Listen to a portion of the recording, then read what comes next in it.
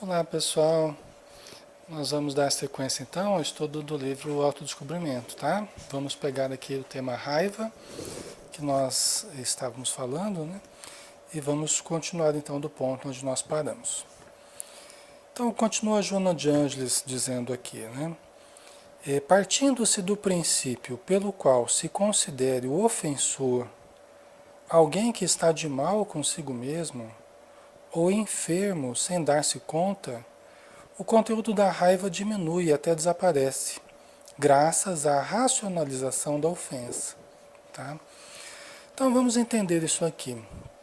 Pessoal, quando nós começamos a analisar o ofensor como alguém que não está bem, veja bem, se nós estamos recebendo uma ofensa e você percebe que a pessoa não está harmonizada com ela mesma, às vezes nós estamos com um inimigo dentro de nós. E o inimigo somos nós mesmos, tá? Nós não estamos bem conosco mesmo, nós estamos passando por conflitos, por situações difíceis interiores e passamos a agredir as outras pessoas, tá? Às vezes a gente vê pessoas que procuram destruir, procuram denegrir, né? Procuram criar embaraços para as outras pessoas, mas cada um tira de dentro de si aquilo que tem dentro de si. Jesus já havia nos alertado para isso. O homem bom tira as boas coisas do bom tesouro do seu coração. O homem mau tira as más coisas do mau tesouro do seu coração, porque a boca fala do que está cheio o coração, né? Então, nós vemos isso, cada um vai falar daquilo que tem dentro de si. Cada um vai tirar aquilo que consegue, né? De ódio, de amor, né? Então, se uma pessoa que está ofendendo os outros, uma pessoa que está procurando prejudicar, destruir, é alguém que está mal consigo mesmo. É alguém que está em processo degenerativo, em processo de, de, de patologia, né? Um processo patológico que a pessoa está passando. Tá? Então, quando nós começamos a perceber que não é porque a pessoa não gosta de nós, é porque ela está mal com ela mesma, então a gente vai percebendo que não tem motivo para a gente ficar chateado ou para a gente ficar revoltado, né? Para a gente querer o mal da pessoa. Por quê? Porque ela já está mal, ela já está no processo degenerativo. Para que eu vou ficar gastando energia? Por que eu vou ficar me desgastando com essa situação para uma pessoa que já não está bem, né? Aí que ser cristão, aí que ser uma pessoa, ser espírita, aí que ser uma pessoa voltada ao bem, é a pessoa que vai orar então por aquela pessoa, né? Vai orar, vai querer o bem, vai procurar fazer o bem para aquela pessoa. Mesmo que ela não saiba, mesmo que você não coloque nas mídias sociais, ou você não precisa colocar tudo que você faz, né? Mas você intimamente, você passa a orar por aquela pessoa, passa a querer bem, né? Se ela vibra mal, ou se ela procura o mal para você, você procura fazer o bem para a pessoa, né? É a melhor maneira de nós nos imunizarmos contra o mal, né? É a melhor maneira de nós nos imunizarmos, de ficarmos imunes, né? De não ficarmos sofrendo e aí de nós adoecermos, porque se a gente entra na frequência do mal, nós acabamos adoecendo, né? Sem que a gente perceba, devagarzinho a gente vai adoecendo, tá? Então, a raiva diminui e até desaparece do nosso comportamento com relação àquela pessoa, se nós compreendemos que ela não está bem, tá? Aí ela diz, graças à racionalização da ofensa. Essa racionalização da ofensa é você usar a razão, você relativizar o que houve, a ofensa recebida, como será que a pessoa está, acho que ela não está bem. Então é você discernir, raciocinar em torno da ocorrência, tá? Estou falando isso porque tem uma racionalização que é um mecanismo de defesa também, tá? Mas não tem a ver com esse mecanismo de defesa, não. Aliás, é o mais perigoso dos mecanismos de defesa é a racionalização. Mas aqui no caso ela não está falando disso, tá, pessoal? Ela está falando do uso da razão para nós discernirmos a respeito da ocorrência, tá? Aí continuando aqui. Quando a raiva se deriva de uma doença, de um prejuízo financeiro, por motivo, desculpa, da traição de um amigo, da perda de um emprego por motivo irrelevante, de algo mais profundo e imaterial, a resignação não impede que se lhe dê expansão para logo após eliminá-la. Chorar, considerar a ocorrência injusta, descarregar a emoção do fracasso, gastar energia em uma corrida ou num trabalho físico estafante, projetar a imagem do ofensor, quando for o caso, em um espelho, elucidando a raiva até diluí-la, são admiráveis recursos, dentre outros, para anular os seus efeitos danosos. Né? Olha que interessante, né? Que a Joana de Ângeles sugere para a gente. São várias técnicas aí que vários autores têm falado, sugerido, nós podemos usar. Né? Então, pessoal, nós podemos usar, embora nós sejamos resignados, nós devamos ser resignados. Eu gosto sempre de lembrar, até porque é uma distinção que a própria Joana de Ângeles ela gosta de fazer. Existe a resignação passiva e existe a resignação ativa. A resignação passiva é altamente prejudicial. Tá? Então, você só falar que você é resignado não significa propriamente estar agindo certo. Você pode ser resignado, mas ser resignado passivamente. Isso quer dizer o quê? Que eu aceito que eu estou passando por uma situação difícil, eu aceito que a pessoa não está bem e ela me tratou mal e eu não pude me defender, eu aceito tudo isso. Só que eu não faço nada para me livrar daquele sentimento negativo que ficou, daquela situação negativa que eu vivi. Eu simplesmente aceito isso, eu não faço nada para mudar a minha sensação corporal, a angústia que eu fiquei, a raiva que eu senti, eu não faço nada propriamente para mudar isso. Eu só aceitei um fato que eu não tinha como alterar na hora, que eu não tinha o que fazer e eu não consegui fazer nada e eu só tive que aceitar. Né? Ok, mas essa é a resignação passiva. Tá? A resignação ativa é aquela que aceita o mal que recebeu, aceita a ofensa, aceita o problema doloroso que está vivendo, mas não sossegue enquanto não procura modificar o quadro.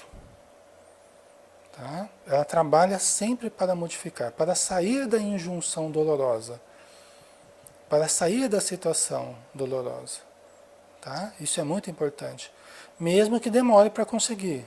Mas a pessoa não descansa enquanto não resolver a situação, né, com tranquilidade, com serenidade, mas trabalhando por resolver. Seja ela qual for. Tá? Então, aqui ela sugere, né, ela até fala que, olha, chorar, considerar a ocorrência injusta, descarregar a emoção do fracasso, gastar energia em uma corrida ou num trabalho físico estafante. Quer dizer, são recursos que a gente tem. Pode chorar, pode gritar. A pena que a gente não tem nas nossas estruturas, a gente não tem o quarto do grito, né? A gente não tem o quarto do... É uma pena isso, né? A gente devia ter. As nossas casas, as instituições deveriam ter um quarto onde você entra e pode gritar à vontade, pode espernear à vontade. Mas é difícil, quase que inexiste isso, né? Tinha que ter um lugar público, assim, de saúde pública, que tivesse, onde a pessoa pudesse entrar num lugar sozinha e a prova de som, a prova... E ali falar e gritar, né? Seria de grande ajuda social isso aí, né? Porque pelo menos as pessoas vão ali, expressam aquela raiva toda e não deslocam, não ficam deslocando, que é um mecanismo de defesa. Quando você não expressa a sua raiva, seu sentimento adverso, uma das coisas que acontece é você deslocar isso, esse sentimento no seu inconsciente, você deslocar para outras situações e para outras pessoas, que não tem nada a ver. com a situação original, tá? Então, se a gente tivesse essa possibilidade de expressão, né, com maior facilidade, a gente não ficaria deslocando tanto, às vezes maltratando os parentes, porque no trabalho foi maltratado e não podia revidar, aí acaba revidando nos parentes, nos familiares próximos, né? Então, são coisas que fazem parte do cotidiano das pessoas, né? Só que muitas vezes nós ficamos, nós nem a gente se permite expressar isso, né? Muitas vezes a gente nem aceita que sentiu esse sentimento adverso. A gente, desde pequenininho, a gente é treinado para negar os próprios sentimentos. Quando a gente ia, tinha sofrido um acidente ali, uma coisa pequena, mas que estava doendo, né? E aí você leva para o adulto, está doendo minha mão, meu pé, sei lá. O adulto fala, isso não é nada não, isso não é nada. Né? O adulto tentando resolver o problema dele, né? Que é não ter problema, né? Então, a criança ela é motivada, vamos dizer assim, ela é induzida a negar os próprios sentimentos, as próprias dores, né? A negar a relação com o próprio corpo. É fácil eu falar que não é nada, né?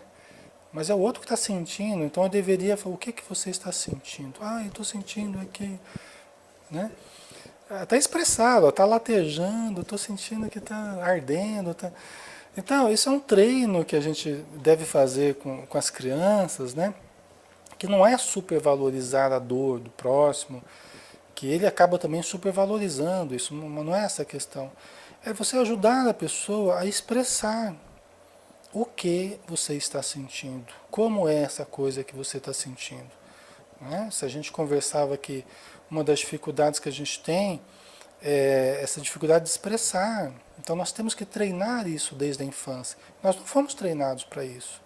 Pelo contrário, fomos treinados para engolir o choro, para, né, não demonstrar a raiva, porque isso não é cristão, porque isso não é espírita, porque isso não é aquilo. Né? Vocês entendem, pessoal? Então a gente vive um padrão ideal, né, que nos foi colocado, né, e que nós estamos perseguindo, logicamente, né, um modo de reagir melhor às coisas, tal. Só que não pode ser na base da negação. Porque quanto mais nós negarmos aquilo que estamos sentindo, a pessoa fala assim, mas eu não posso sentir isso porque eu sou espírita. Eu falo, lógico que pode sentir. Né? Você pode, então não só pode, como está sentindo. E para você mudar esse sentimento, você tem que justamente aceitar que ele existe. Tá? Porque a gente não quer nem aceitar, que a gente não quer acreditar que a gente é capaz de sentir uma coisa negativa. Mas nós ainda sentimos. Fazer o quê? É a nossa realidade. Mas aí, o que que eu faço com o que eu sinto? É mais importante. Tá? Eu posso não impedir que aquele sentimento ocorra, mas eu tenho que perceber o que que eu faço então com esse sentimento. Isso passa a ser o mais importante. Tá? O que que eu faço com esse sentimento? Aí tudo bem, aí eu vou trabalhar, vou procurar expressar esse sentimento, eu vou procurar mudar essa energia, mudar a minha sensação corporal. Aquilo que a Joana de Anjos falou aqui. Chore, não tem problema chorar. Chore à vontade, né? Descarregar a emoção do fracasso, seja ele qual for, mas pode descarregar a emoção, essa emoção, né, de frustração, não tem problema, né? São apenas emoções que você expressa e depois elas se descomprimem de você, né? Do seu corpo, você coloca o corpo em terapia, vai correr, corre a tarde inteira, chega em casa arrebentado de tanto correr, mas pelo menos você vai estar mais tranquilo. Né? Joga pro corpo aquela coisa toda, né? Vai nadar bastante, né? Faz alguma coisa aí que você fique bem cansado, né? Então, pelo menos você foi trabalhando a respiração, foi desbloqueando as energias no corpo, faz um alongamento, isso ajuda bastante, né? Aqui ela até fala, projetar a imagem do ofensor, né? No espelho, por exemplo, né? Você imagina a pessoa está no espelho e você procura falar com a pessoa, procura elucidar, né? A ocorrência, né? Procurando diluir essa raiva, tá? Então ela diz, são admiráveis recursos, dentre outros, para anular os seus efeitos danosos. Tá? Então olha que importante, né? Ela considera que são recursos preciosos, né? Admiráveis, né? A meditação deve ser buscada também para auxiliar na análise das origens do acontecimento. A meditação deve ser buscada também para auxiliar na análise das origens do acontecimento, constatando se teria sido responsável pela sua vigência e, ao confirmá-lo, evitar a autopiedade, contrapondo a lógica e o direito de errar, mas não a permissão de ficar no engodo. A prece de compaixão pelo ofensor e de autofortalecimento possui o miraculoso condão de diluir as vibrações da raiva e de erradicando-as. Tá? Então vamos lá, a meditação deve ser buscada também para auxiliar na análise das origens do acontecimento. Então a meditação, lógico que tem vários tipos de meditação, né? Joana de Anjos até fala a respeito da meditação reflexiva, né? Aquela meditação que você primeiro acalma a mente, procura silenciar a mente, né? E aí depois, diante da ocorrência problemática, você com a mente mais tranquila, mais calma, mais silenciosa, você procura remontar o acontecimento, né? Você procura reviver esse acontecimento, né? Procura analisar, se permitir enxergar o que ocorreu numa segunda etapa, né? Primeiro você vai acalmando a mente, relaxa o corpo, vai silenciando a mente, faz uns minutinhos ali de silêncio mental, emocional, né? O que permite já uma sintonia superior, permite um acalmar das emoções, que é muito importante. Nós não devemos fazer as análises sob a ótica da emoção, tá? Sob o calor da emoção, porque as nossas análises elas são todas conturbadas no calor da emoção. Então devemos acalmar a emoção, e aí depois a gente analisa a situação com a cabeça mais fria, né?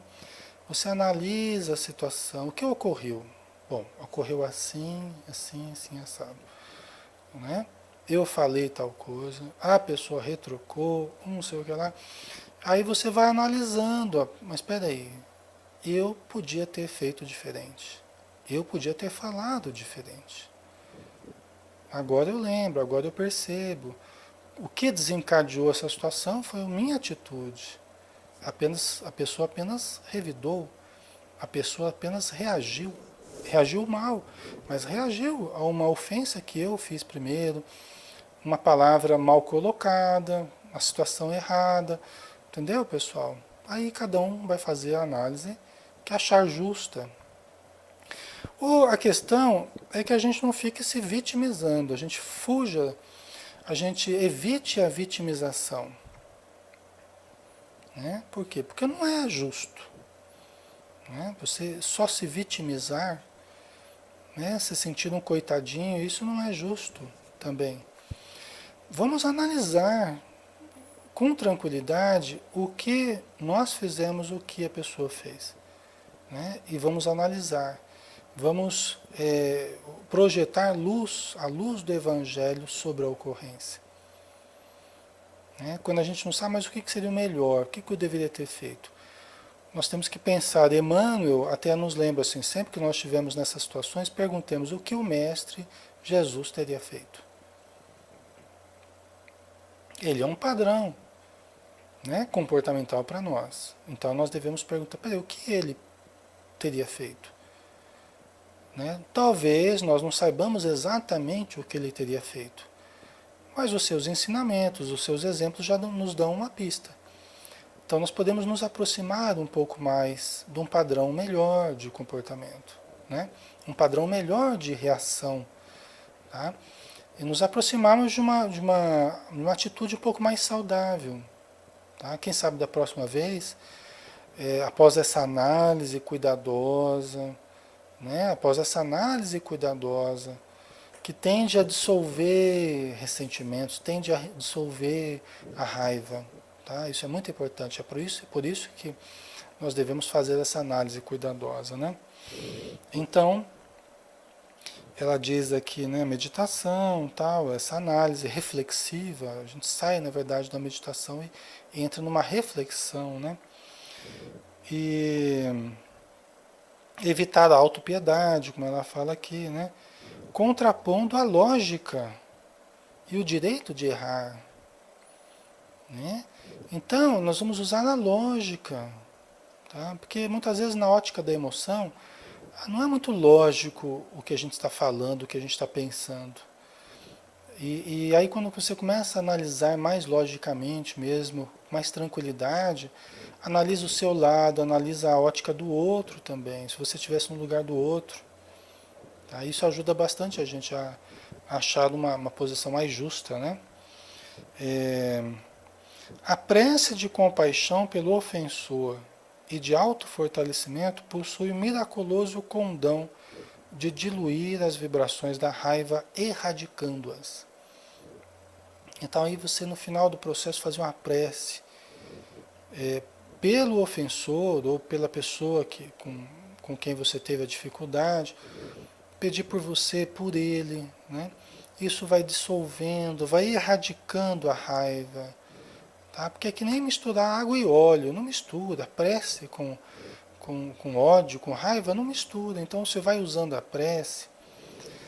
Uma coisa que funciona bastante é você tem dificuldade com alguém ou com algumas pessoas, faz uma listinha ali, todo dia vibra alguns segundos por aquelas pessoas, por aquela pessoa. Imagina ela, imagina que você está envolvendo essa pessoa em luz, está desejando tudo de bom para essa pessoa, que ela seja bem-sucedida, que ela tenha saúde, que ela tenha equilíbrio. Tem gente que fala assim, ah não, isso aí eu não consigo, Alexandre, isso aí eu não consigo, porque ela fez isso, é sinal que nós temos um caminho maior por percorrer ainda, tá? Se nós sentimos esse tamanho de dificuldade, é porque nós temos ainda um longo caminho a percorrer. Nós temos que amadurecer o perdão, a compreensão ainda durante mais tempo. Mas é muito interessante isso. Você vibrar, irradiar para a pessoa ou para as pessoas, envolvendo-as em muita luz, mas não ficar muito tempo vibrando, não. Não ficar muito tempo lembrando delas, senão daqui a pouco você está discutindo com elas mentalmente, tá? É um exercício que você deve fazer e aí depois já sai do pensamento para você devagarzinho ir superando a situação problemática, né? Vencendo em você aquela energia negativa que ficou. É uma maneira de você se limpar também dessa energia negativa, o que faz com que você tenha mais saúde. É um alto amor. Você vibrar bem para os outros é alto amor. Isso é amar a si mesmo. Né? Desejar o bem aos outros é amar a si mesmo, tá? Porque você acaba tendo mais saúde também, tá bom? Nós vamos dar uma paradinha aqui, até o próximo estudo, tá? Fiquem com Deus, até mais.